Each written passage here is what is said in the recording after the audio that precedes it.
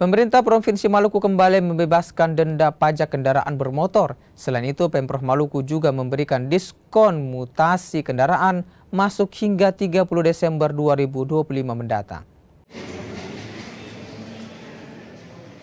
Pemerintah Provinsi Maluku kembali memberlakukan pembebasan denda pajak kendaraan bermotor.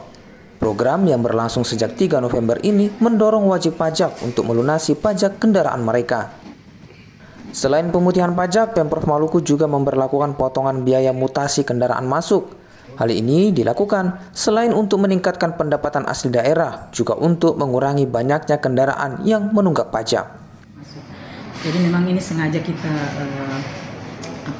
berikan diskon supaya menarik, karena memang dari data yang ada cukup banyak kendaraan luar yang berada di Maluku. Mudah-mudahan dengan beberapa ini mereka yang punya plat luar untuk segera mengurus balik nama ke masuk ke berbagai provinsi Maluku, plat Maluku ya. Dalam 10 hari terakhir, realisasi penerimaan pajak mencapai 4,7 miliar rupiah.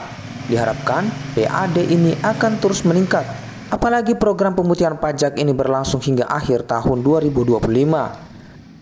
Yahya Lating, Kompas TV Ambon, Maluku.